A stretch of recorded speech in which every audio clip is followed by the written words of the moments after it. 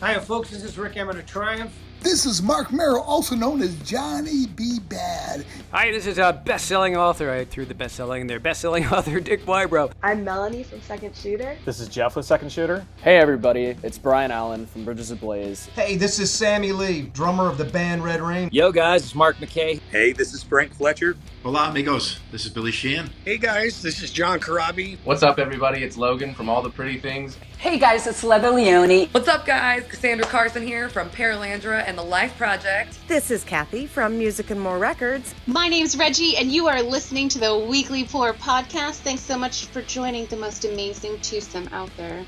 It's time once again for the Weekly Pour, the show that knows everything about absolutely nothing.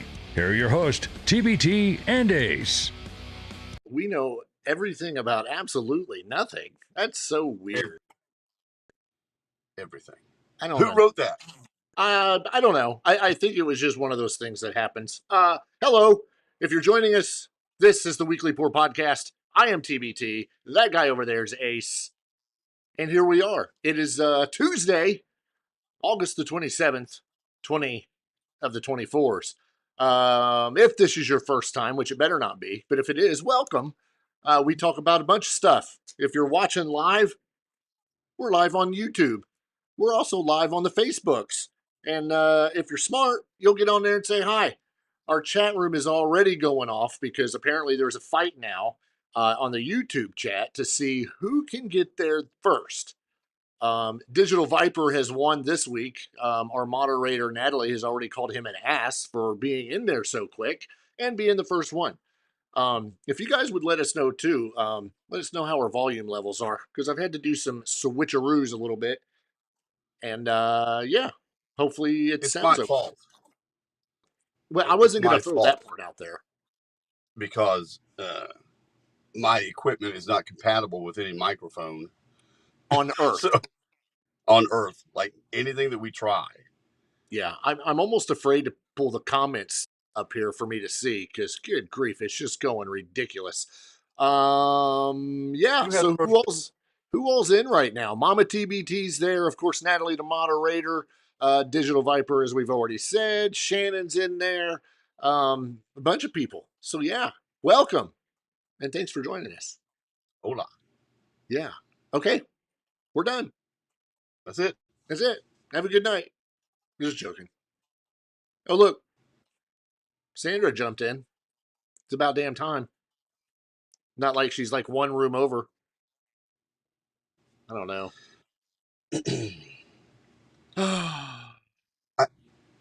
Are you going to talk about your catastrophe? No. That you just told me about? No, because I'm angry and I have to take a road trip tomorrow because of the catastrophe. No, I'm just not going to talk about it because it's going to make me angry for like the whole show. And I don't want to be angry. Okay. I want to have a good time. I want to have fun. Well, you don't have to pay for it. Well, it's not the point. It's the point of having to do it at all. Agreed. Be angry. But you make a day out of it, you know? You make a day out of it. Yeah, I don't want to make a day. That's too far south. Take the wife. Have lunch. I can't. She's got to work. Why does she? Oh, because she's new and has no time. Or we just use up the time on other stuff. So. Oh yeah. Because you're going to remember, we have to take Friday off because we get another adventure in the Weekly Pour Podcast Summer Concert Series Tour is what we'll call it. I don't think I'm taking Friday off. I might. I don't think I can. Someone that's going with me, it doesn't get off work till 3:30. I'm not leaving here till 4:00. Oh my gosh! I'll let you know. Yeah. I'll let you know how Loverboy is. I know. I know. Goodness gracious! I plan on leaving here at about 1. I was going to say about 2. I'm thinking about 2. And for those that don't know, Indianapolis is not that far. No. From where we're at. It's realistically where we're going. Hour and a half. Yeah. Hour and 45 minutes. Yeah. But I will be going because I choose to go during rush hour. Yeah. On a major interstate that connects like the country to itself. Yeah. Yeah, at 4 o'clock. I will be trapped on a in Friday. traffic on a Friday when everyone is trying to get the hell out of Indianapolis. Yeah. Maybe they'll all be going south because I'll be going northwest, northeast. Except for the ones that are going where we're going. Right. Oh my gosh, the line for that's going to be a mile long. There will be like 22,000 people. Oh yeah, it's going to be a sellout easy. Oh, be safe, Kathy, on your ride home. Yes, Kathy. What? Yeah, you got what I just got. Yeah, just got the update. Right. Our friend the sheriff is at the Sammy Hagar concert in Cincinnati, correct? Tonight, yes. Yes, tonight, right now. And he just heard that Jason Bonham is not at the show. What did he tell us? That his mother's sick or something? Just heard that Bonham isn't here. His mom is sick, and he went to see her. But they've subbed in Kenny Aronoff. Yeah, which, I mean, that's not bad. Wow. That's a good sub. I'm responding. So am I. This is the cool thing about technology. I love updates in real time. Yeah. What else are we going to get? We may end up with photos. I wonder. Loverboy.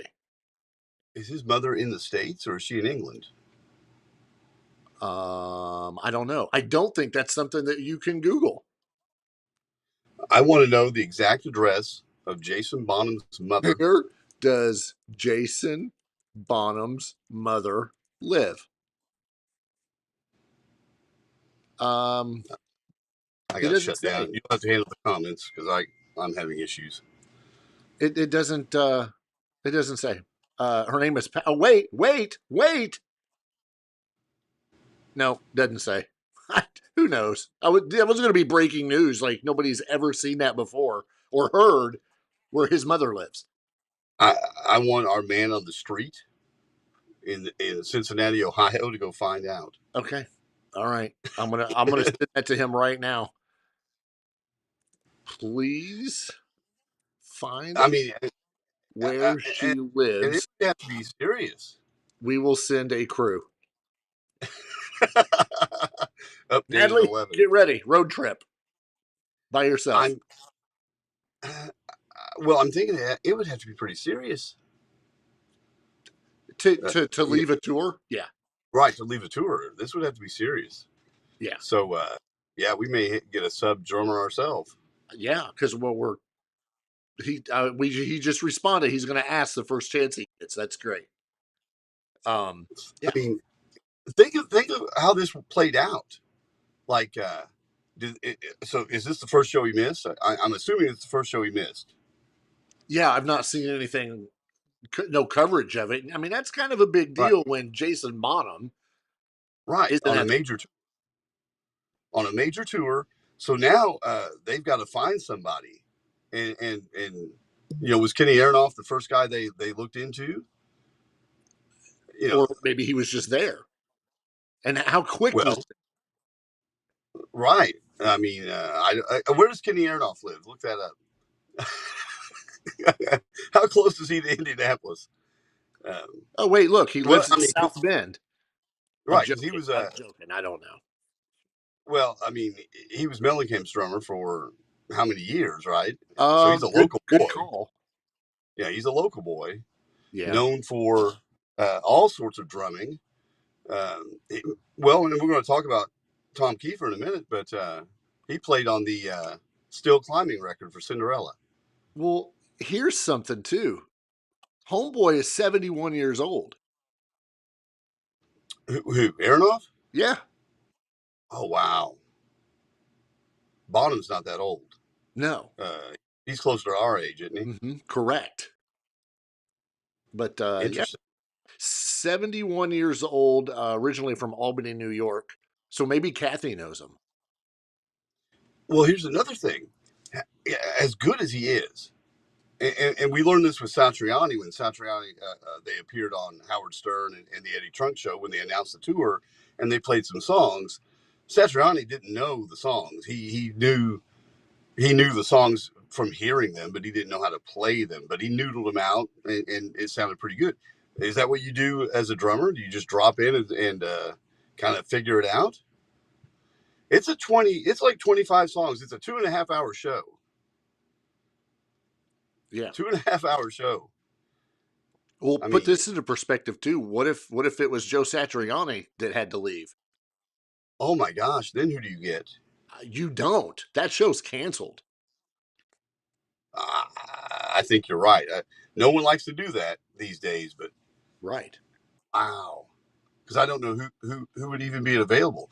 The guitar tech doing it. Right.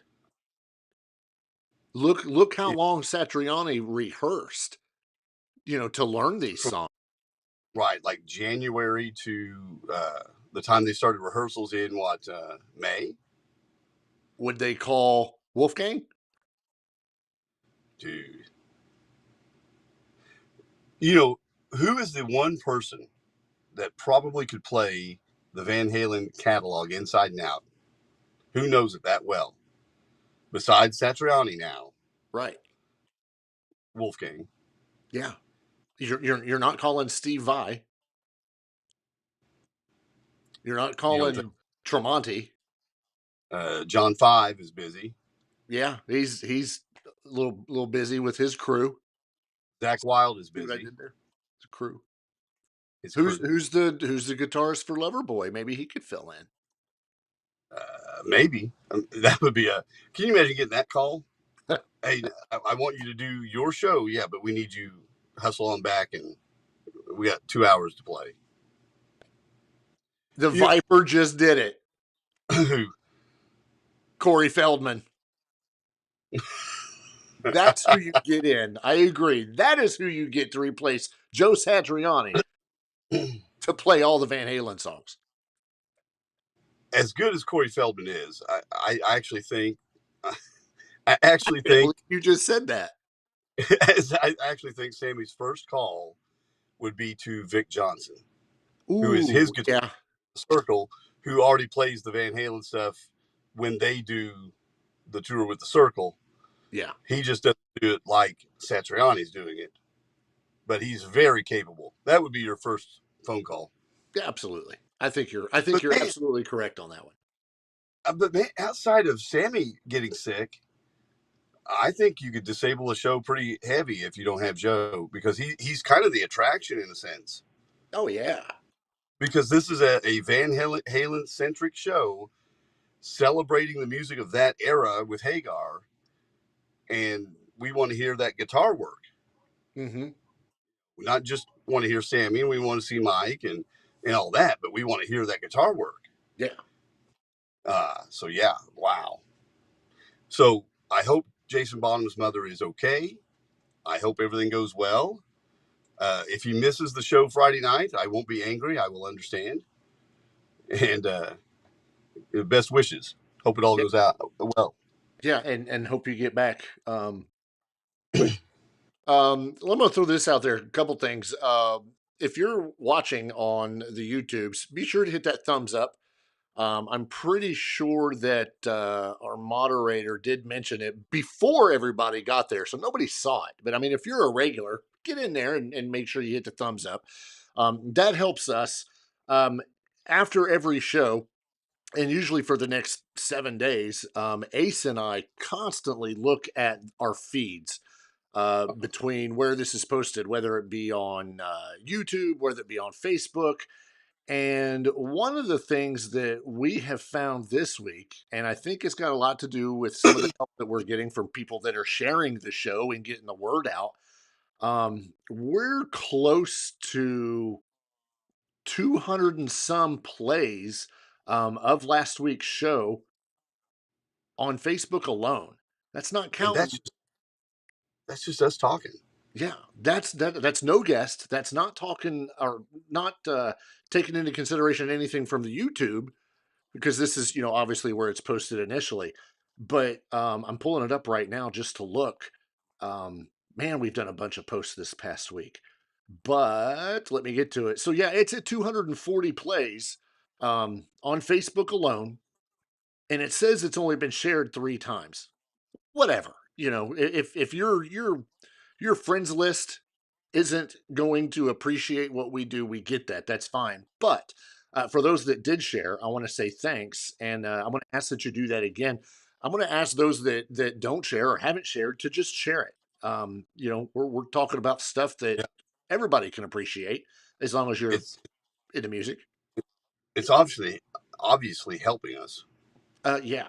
I think you sent me something earlier today where it was, you know, maybe 220 something. So over the course of, you know, 9-10 hours, that's 10 more plays just in one day. So please get it out there, share it. There's two things though when you do this, which I don't think there's any way to overcome. So we put on there, you know, that we're getting ready to go live. And that post comes up and says, hey, you know, the Weekly Poor podcast is going to go live on blah, blah, blah. Well, then we actually start the show, and sometimes that other one stays up there and the show's not on that one. It's actually on this one. It's kind of weird, but just take a look at it. As long as it's the full show and the broadcast, have your friends do it, share it, tell them it's only an hour of their time, and they will appreciate it because, you know, we're the coolest guys you can hang with for an hour. I was paid to say that. Whatever. Speaking of paying to see people, obviously the big elephant in the room that's at least on the description for this week's episode is that Ace and I went to Brown County Music Center in Nashville, Indiana. When was that? Right. Was that Thursday? Thursday night, yeah. Thursday night. For what we were expecting to be a good show. You know, no questions asked. Going to be a good show. Faster Pussycat opening up for Tom Keifer Band. Going to be a good show. We had a lot of anticipation on this due to, you know, Tom's surgeries that he's had on his vocals. You know, can he last the show? All this stuff. I'm just going to start by saying, holy freaking cow. What a show from start to finish. That includes Faster Pussycat. I said this, I may have said this to you when we were there and it was going on. They sounded better last Thursday night than they did, I think it was 22 years ago when I seen them in Mobile, Alabama. And I think it's because everybody's sober, not the same crew. I think, you know, old Slim bass player guy, I think he's the only one that's still, I think he came in 2001, whatever. But holy moly, they sounded phenomenal. Well, and I think I told you this before the show when we went. I've never been a big Faster Pussycat fan. They were supposed to open for Kiss on the Be Hot in the Shade tour, 1989. I went to that show. They were supposed to open. I think that run ended and Little Caesar slid in. If you remember Little Caesar. Yes, yeah, Pizza. Yep, that guy.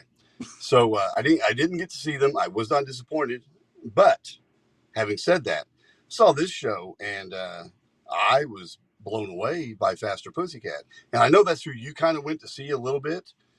I couldn't believe how good they were. Couldn't believe it. I think the sound in that venue helps a lot. It was super, super loud and up in your face, but still, Tammy Down sounded amazing. His band sounded amazing. It was great. Yeah, they did an 11-song set. I know we'd been looking at some of the set lists from the previous shows, and you know they were playing anywhere from 12 to 14 songs. We got 11. Opening up with Jack the Bastard, and they ended the night with Bathroom Wall, and in between there playing every one of Faster Pussycat's hits from the 80s, Slip of the Tongue, You're So Vain, House of Pain, Poison Ivy. I mean, we can go on and go on with it, but they sounded phenomenal. They were, I'm going to give a lot of kudos, like you said, to the sound system in the venue, but you're only going to sound as good as what you're playing. They had the guitar, the bass, the drums, everything was just there. just absolutely there. Sounded phenomenal. I'm going to get to something about the Tom Keifer show when we get to talking about that. But I don't think we could have done any better with Faster Pussycat. That was probably the icing on the cake for me as far as an opener goes. I'm also, once we're done talking about the actual show, I'm going to give some huge shout out to Brown County, because that was your first time going there, and I want to talk about your experience there. So Faster Pussycat finishes. We have a little bit of time in between the sets as they change everything, and we're looking around, and there's all kinds of people. There's people. I think I told you that 20 years ago when we were going to see Cinderella, all the people that were there when we were there Thursday night were the same ones from way back when, and everybody was gray or had no hair. It was kind of funny. Right. A lot of times when I go to these shows with the older bands, you get a mix. It's dads bringing their kids, or kids that are in their 20s that kind of discovered them and they want to go, but a lot of older people. This was mostly just a lot of older people. It was a lot. Yeah. And I couldn't give you an age. It's hard to define age these days. I think people are in their 60s and they're like 50. So, right. But yeah. And we didn't, we took a picture with these girls. I've got it. I've got it pulled up. I'm getting ready to do it. I'm getting ready to talk about that. Yeah, that's cool. But yeah, the crowd was older, definitely older, but man, they were into it. Yeah. And they showed up from top to bottom, packed to the rafters. They were loud. They sang every song. They were into it, dancing in the aisles, probably threw a hip out, something like that. Or two. Yeah. But it was good. Viper asked, what's the capacity for Brown County? If I'm not mistaken, it's between 22 and 2,400. So it's not a huge place, but it's enough. And I've said this probably a dozen times on this podcast, there's not a bad seat in the house. So, and everybody's friendly for the most part. I wouldn't want to go there for, like, I don't know, Tupac, but still. So we get a little bit of time between bands, and as Ace was bringing up, the age of the people, you found a couple girls that you took a picture with. They were probably those 20-year-olds from back in the day that can still fit into the outfits and wore them. And there's people going, why are they dressed like that? And I heard that, and I'm like, you're not a true Cinderella fan if you don't know why they're dressed like this. Right. And I'm pulling the picture up. If you're watching this, you're going to be able to see it. If you're just listening and you're not watching the replay, I'm going to post this on our social media as well, so you can see this. But we don't have any idea who these girls are. But they're dressed like the freaking girls in the Night Songs video. Night Songs, and I think that extends into Shake Me. And I think they make appearances as a thread. Yeah. Never knew why they were dressed like that in the videos, but I think it has something to do with like a dreamlike fairy tale thing or something. But yeah. But it was cool. It was cool they went that far, Because we looked and we were like, holy crap. Yeah, right. And we weren't the only ones, because there were several people just showing up and getting their pictures taken with these girls. They should have charged. I know. After you did. Right, after I did it. I played the podcast card. Exactly. Right. And as you should have. Exactly. And I was a little disappointed that Tom didn't point him out, but he was probably just too busy focusing on the show. But it would have been cool if he had pointed those girls out. That would be neat. Yeah, he probably couldn't see them anyway. Probably not. You would have thought, when he did a quick moment where he's taking a shot of the entire crowd from the stage, there were a lot of people there. I don't know what the capacity was, or I don't know what the total amount was, but there was a lot of people. So there's got to be a lot of people that filed in after we did. Yeah, because when we got there, and I got there right around 7. Show was at 7:30, and it was it was relatively empty. Boy, by 7:30, it was packed. Yeah. And kudos to the Brown County staff that they have there. Man, those people are on it. They're always guiding you to their seats. They're friendly. What I get a kick out of is all of them are geriatric. Every one of them. They're volunteers. Are you kidding me? No. That place, this is what I was going to get into once we got done talking about Tom, but we might as well jump into it. The place. We'll get back to Tom in a minute. Yeah, the way I understand it, the place is ran by the county. All right. This isn't, a privately owned, like Ruoff, we're going to name it Ruoff, or we're going to call it Deer Creek or whatever like this, like AT&T Stadium. You've bought the rights to name it. This is ran by Brown County. So therefore, it is the Brown County Music Center. All that staff that you see are volunteers. The concessions, the ushers, the ticket takers, maybe security is the only one that's hired. The on-duty deputies that you see are probably possible. I would assume they're getting paid overtime. Okay. For a special event. But yeah, I mean, everybody that your overhead is very low. Oh yeah. But they're killing it this year with the amount of bands and the names that they're bringing in. They just had one mentioned or released yesterday where tickets go on sale Friday. Cheap Trick is coming there in December. Oh, wow. I'm going. Wow. I haven't seen Cheap Trick in 30 years. And I'm going to go because I cannot miss seeing Cheap Trick. They do a great job.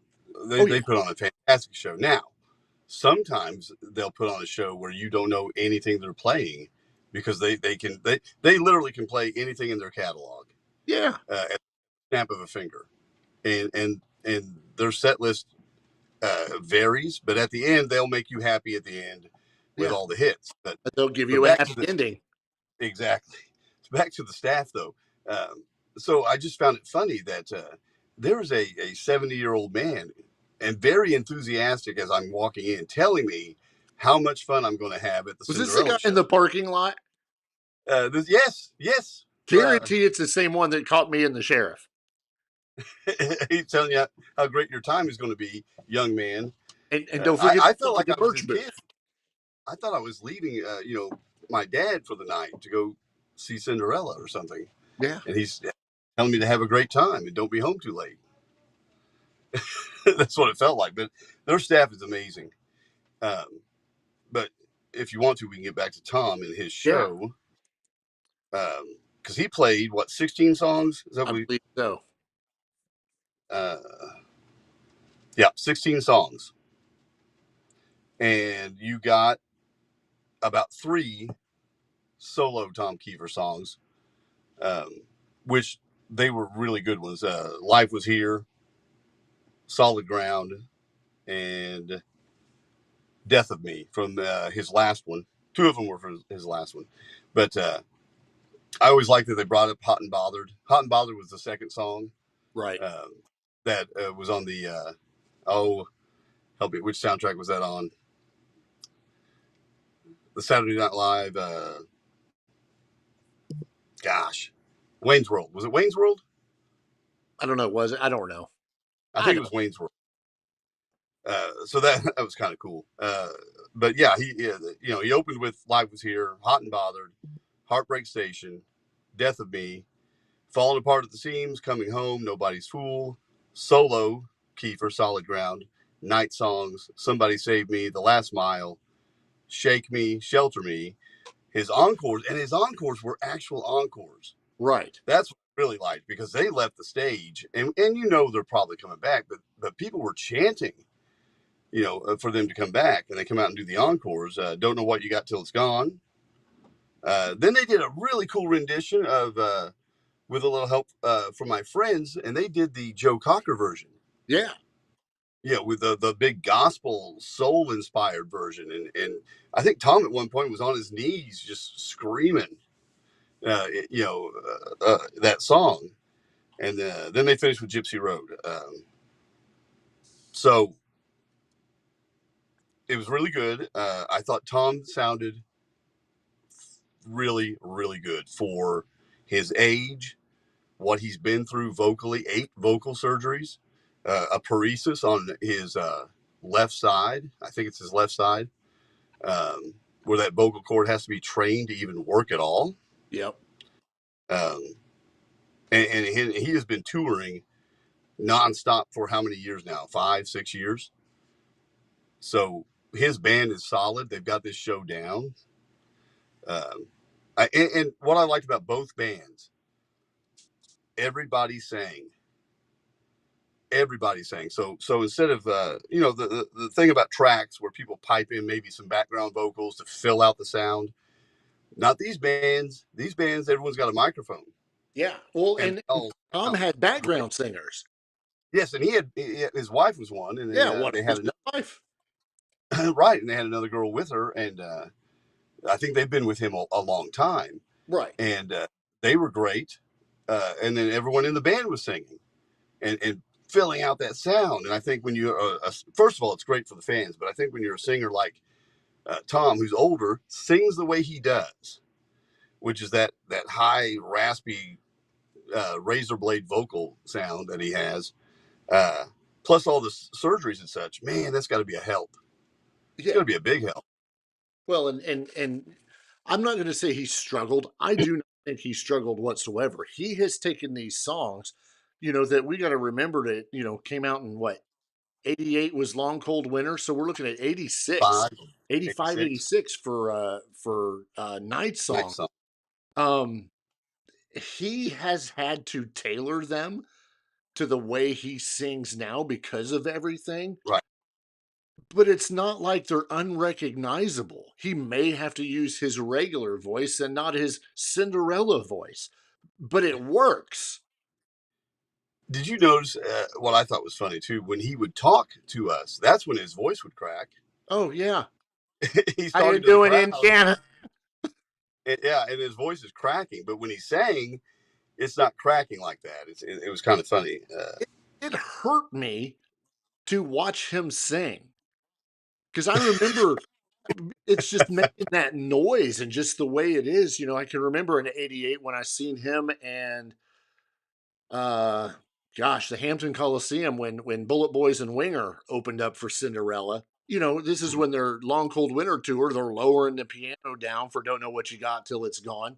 And big white baby grand. Yeah, there was no change from the way his voice was, for the entire show. And I can't remember what he said in between songs. I'm pretty sure I wasn't paying attention. But, he's had to tailor it. And I know that's one of the things that we were maybe concerned about or whatever was, how's this going to sound? Are we going to go and be disappointed and be like, wow, here we go.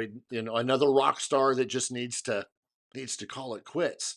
That's not the case by any stretch of the means. No. I mean, at some point he might want to hang it up, but I don't think it's tomorrow, and I don't think it's next year, and I don't think it's 2 years from now. He's also the type of guy that has to, from what I've read, he has to sing every day anyway. Yeah. To keep his voice in shape, or else it'll go into a paresis or a paralysis again. And when he talks, you don't notice it. It's when you sing. And that's what the problem is. But so he doesn't want that. So he has to at least do vocal warm-ups or some sort of singing session daily anyway. So I'm sure his breaks are brief just because he has to keep going. Yeah, and there's some interviews out there that you can watch. They're on YouTube. They're all over the place. Where he sits down and he talks about the whole ordeal that he went through with his voice. Right. And the surgeries and the amount of doctors that he had to talk to that over were 20. That weren't finding anything. They were like, there's nothing there. Because he initially went in to get something shaved off because he's like, I can feel it. And the doctor's like, yeah, bro, there's nothing there. And then it was, on and on and on until one of them finally said, yeah, you've got stupidity doopity, throatitis or whatever. Right. And you watched the same interview I did.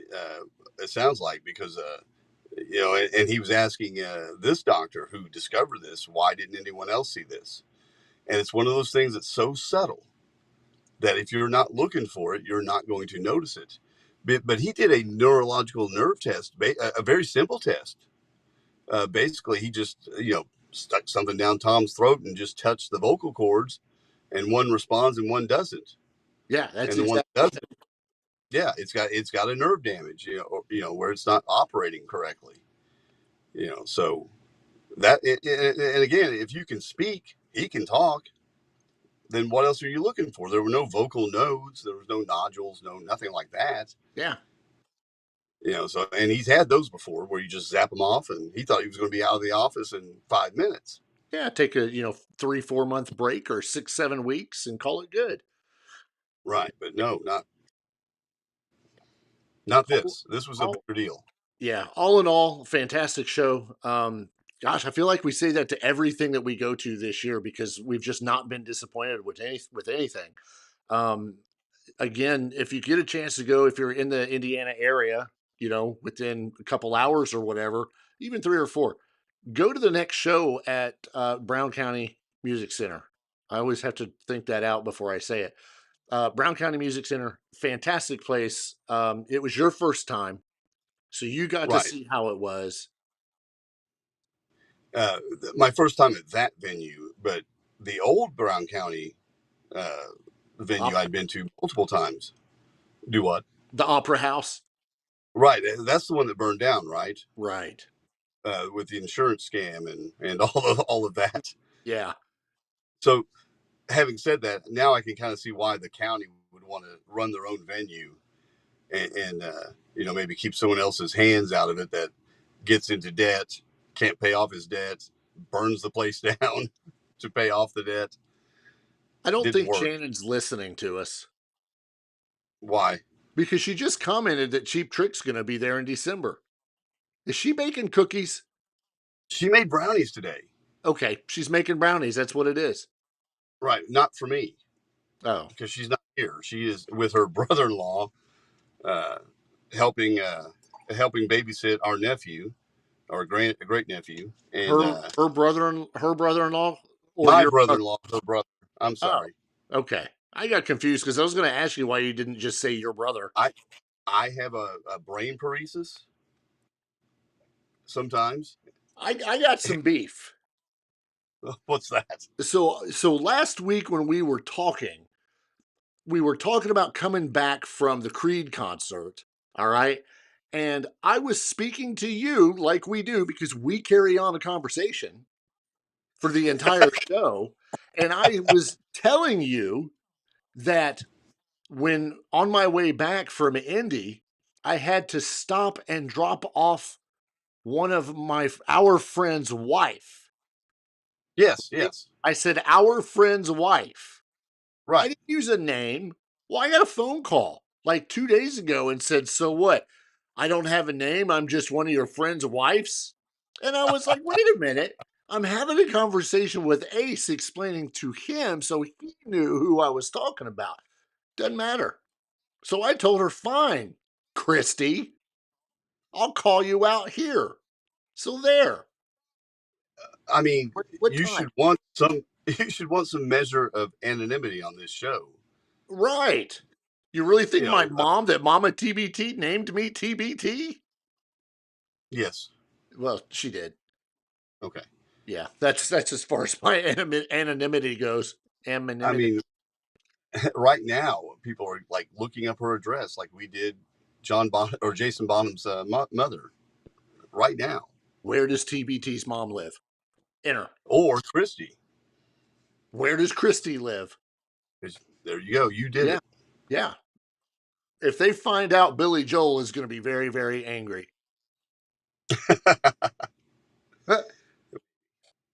But whatever. Yeah.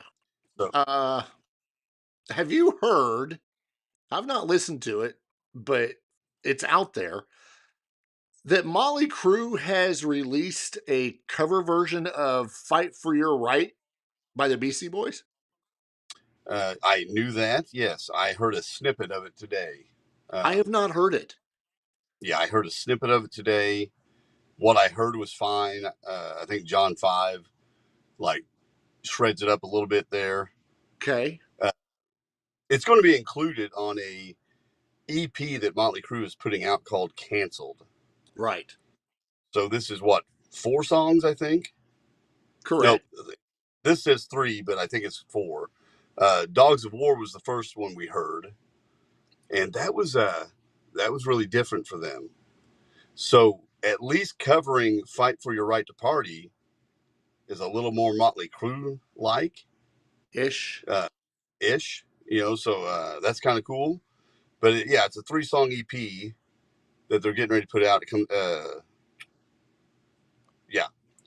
Getting ready to put it out, I think, if it's not already out. October 4th is when it comes out. There you go. Thank you for saving me. Yeah, Dogs of War was released back in April, and now they've done Fight for Your Right. The title track is Canceled. Not canceled, but it's canceled. And then what? They've asked John 5 multiple times. It's all over the internet now. If he knows anything about a new record, and he says, "I'm just along for the ride. I don't know anything." Yeah. I'm sure if you're the thing is with the environment today, with how music is consumed, a 3 or 4 song EP is actually pretty good if you put everything out there, because people don't buy records like they used to. No, they don't listen to whole albums like they used to. People like you and I might, and if they're wanting to latch on to some newer fans, why put out a whole record? Exactly. Staying with the Motley Crue theme, we come across a recent interview with John Corabi, where he's talking about how he would love to make a blues album with former lead guitarist Mick Mars. Right. We've talked about it before, how there were a couple songs that they had recorded together, a long time ago. They didn't get included on Mick's solo record, but it's not like there's any, animosity there. Corabi's still like, I want to write with them. I want to, do something together, something that's more, Mick Mars. And in this case, he thinks, because he knows Mick Mars obviously better than we do, that it would be cool to put out a blues album. Right. The songs you're talking about, I guess, apparently were called "Gimme Blood" and "Shake the Cage." Yep, "Shake the Cage." The Clage. But I have a shirt that says that. But they weren't included on the record that Mick Mars put out, "The Other Side of Mars." So I think the vibe that Corabi got from those sessions was, I'd like to work more with Mick. When we talked to him a couple of years ago, when the lawsuit came out that Mick had put against Motley Crue, which we have not heard anything about since then, he reached out to Mick to see if he was okay. This is when he's basically kicked out of the band. He's got this lawsuit. And he told us, how many times did he contact him? Several times. And Mick never returned anything. No text, no calls, no nothing. So good enough that we got to this point where we're recording some music. So the one guy that is at least associated with Motley Crue at one time, John Corabi, is reaching out and wanting to make music with this guy, a legend as far as guitar players go. I think that's a good thing, because the rest of Motley Crue doesn't seem to care. Yeah, they're like, okay. But that'd be cool. That's one thing I'd love to hear as well, because being big fans of Corabi and of course with Mick Mars, that'd be an epic one. And how funny would it be, the two people that got canned from Motley Crue end up putting an album out together? Right. I think that's kind of ironic. I think it'd be great. And the new Dead Daisies comes out with Corabi on it next month. Yep. I know we've mentioned this before, and we talk about how different bands use different songwriters and all that, but does anybody remember who wrote War Machine by Kiss? I'm going to give you 30 seconds. Okay, 3. Bryan Adams, the legendary Canadian rocker. He co-wrote the song War Machine in the 80s with Jim Valance and, of course, Gene Simmons. Well, Bryan Adams has recently released an official music video for his version of War Machine. It goes without saying we're going to pop that up on our socials as well, like at least on Facebook, because X doesn't like our videos. So Bryan Adams will release War Machine and Rock and Roll Hell as a limited edition double A side 7-inch single on August 30th, so 3 days from now, via his independent label, Black Records. Bad Records. Right. My English is horrible. Clage. Yeah. He had released Rock and Roll Hell a few weeks ago as a single. We posted that on Facebook, I believe. And told a little bit of that story because this was before he was anybody. He was struggling and taking any songwriting gig he could get. And Jim Valance is a guy that has been with Bryan Adams since 82, 83, writing all those songs on Cuts Like a Knife and Reckless and Waking Up the Neighbors. That's his guy that he works with. So to be associated with a Kiss project that he probably didn't think at the time was going to be anything, because this is when Kiss was down, way down. This is after Dynasty and Unmasked, before Lick It Up. This is after The Elder, and nobody's buying a Kiss record or a Kiss ticket. And they are bringing in anyone that they can find to write songs with Gene Simmons and Paul Stanley. And, we come up with a fantastic record, the best Kiss record, Creatures of the Night. Yeah. It is, in my opinion, it's the best Kiss record. And yeah, they're fantastic songs. And to find out the guy that wrote, Heaven, this beautiful ballad. Summer of 69, Summer of 69, that type of music, wrote this heavy metal track, War Machine or Rock and Roll Hell, it's pretty cool. It's a whole different side, too. Whole different side of Bryan Adams. Yeah, it was very reckless of him. See what I did there? Yeah, you got to do what you can, right? Yeah, exactly. So that'll be coming out. He also wrote one of my favorite Joe Cocker songs, "When the Night Comes." That came out in the late '80s. He wrote that for Joe Cocker. It's one of those things where we could do an entire show on it, and we've talked about it at least a dozen times about different artists writing for other bands. Almost like ghostwriting, almost like you don't even know, and it's almost like they don't know. Hey, we're going to keep it quiet, but you're going to be in the when you undo the cassette thing and you're looking at the song lyrics, we'll put your name there, but nobody's going to notice because it's going to say Gene Simmons. Oh, okay, well, stop right there, because that's all that matters. Right. That's all that matters. But Bryan performs that song "When the Night Comes" sometimes live, and his version that he does live is so poignant and so melodic. It's a beautiful moment in the concert. I wish he would put it out as a single, and maybe he will now that he's doing this. Very good possibility. Could you imagine being in your home country and getting ready to perform 5 different shows, and then all of a sudden you have to cancel them? Well, No. That's what happened. No, but it happened. That's what happened with the Scorpions recently. They had to cancel 5 shows in Germany after their guitarist, who's been with them since 1978, sustained an injury which requires surgery and subsequent rehabilitation. This was a post on the Scorpions social media pages. They do not go into details about what type of injury, but no matter what, it sucks when you're in your home and you have to cancel all 5 shows. You're not going and just getting a replacement guitarist. You're canceling at home. Right. That would suck. These were the last 5 scheduled shows on this tour for the Love at First Sting 40th anniversary tour. So they were ending up in their home country, which is nice. That's pretty cool. You don't have far to go. But I guess there was just no one they just didn't want to find a replacement. I don't care.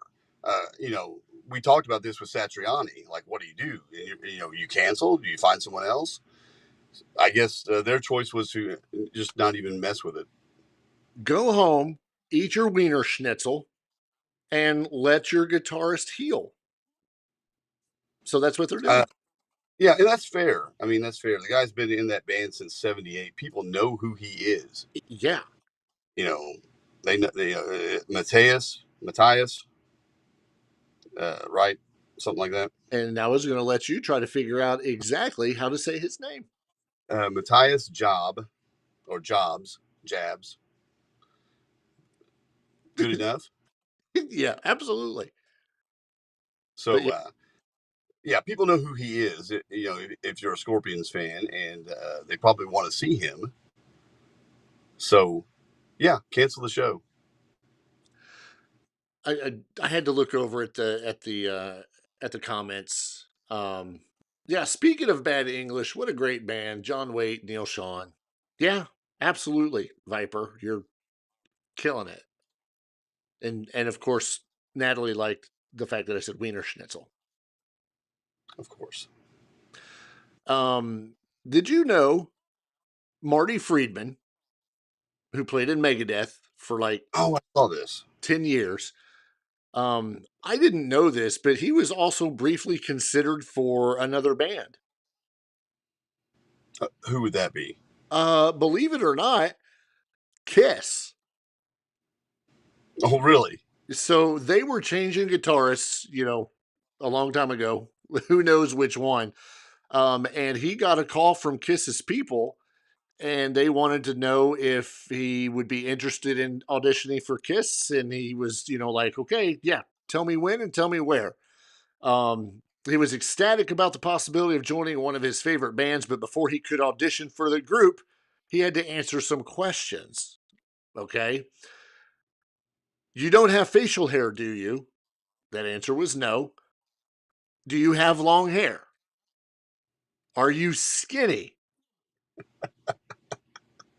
And are you over 6 feet tall? That's where the problem was. Because he's only 5'7.5". But can't you put on the big giant boots? Yeah. Because that's what they're wearing. I don't know. What year was this? 19 something. Okay. Yeah, I don't know. But unfortunately, his height issue was non-negotiable.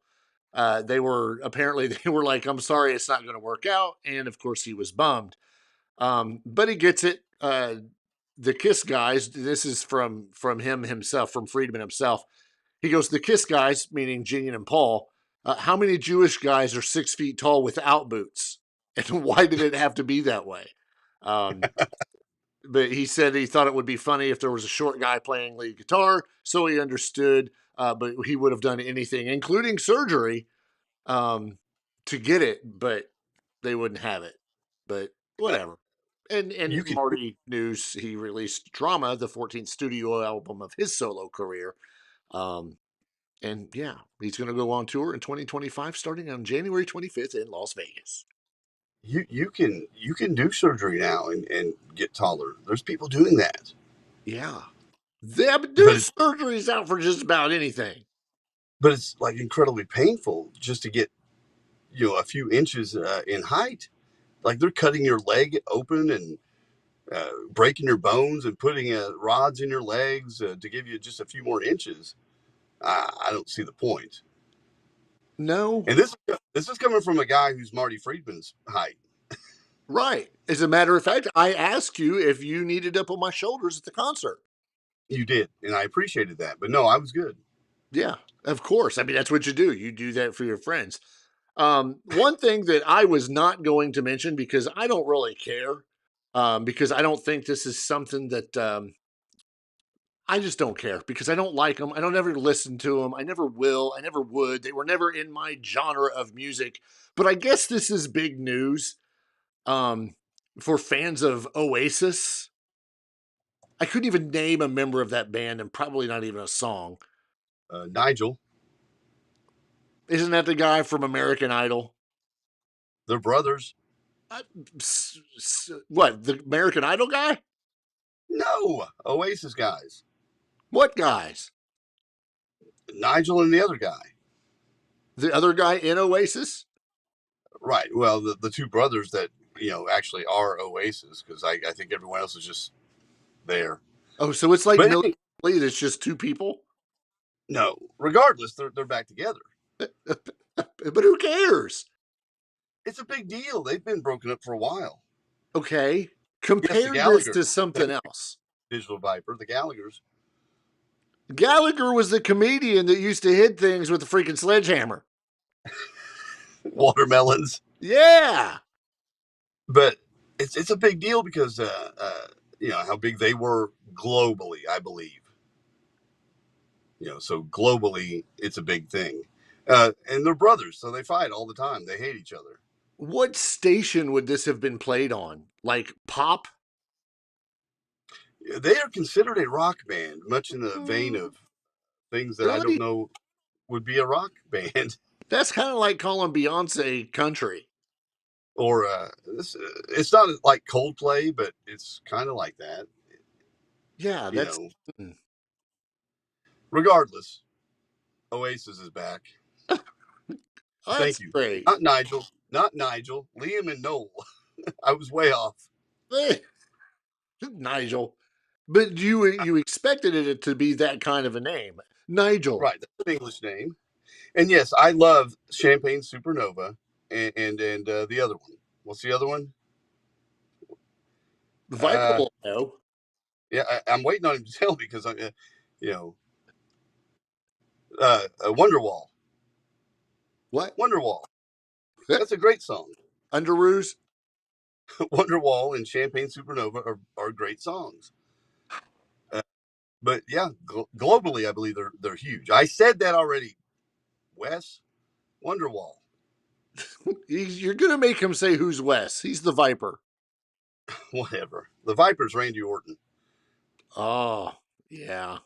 Shout out to Sid Vicious, who tragically lost his life yesterday. That was weird. Well, we transitioned. You said the Viper and Randy Orton, so I was just kind of playing along. Sid Justice, Sid Vicious, Psycho Sid. Yeah, he had a battle with cancer, Yeah, it wasn't long ago. He was putting stuff out on social media too, so I think this was, I want to say it was unexpected. I mean, I think it's been lengthy, but he has done some appearances on some of the documentaries I've watched lately. He's popped up. Yeah. One of the last things I wanted to bring up is if you are a Virginia Tech fan, Metallica has calibrated. What? Yeah, it's a bad word. It's one of those. It's bad English again. Collaborated with Virginia Tech on new merchandise. This is the one of the Inner Sandman is the song that Virginia Tech uses for their entrance in college football. Very awesome. It's very cool to watch. You can pull those videos up online. But apparently they've reached an agreement and they are collaborating on some co-branded merchandise that's going to be made just in time for college football season, which starts like a few days ago. So yeah, be sure to get your new Metallica Virginia Tech wear. In the new college football game that is spectacular. They put so much work into making this so realistic with the atmosphere of the colleges individually. Is it on but Wii? The one thing, no, it's not. It's a PlayStation or Xbox. So they worked so hard to make it so realistic. But the one thing they didn't secure were the rights to Enter Sandman for that Virginia Tech entrance. Yeah, I mean, can't have it all. You can't have it all. I get a question.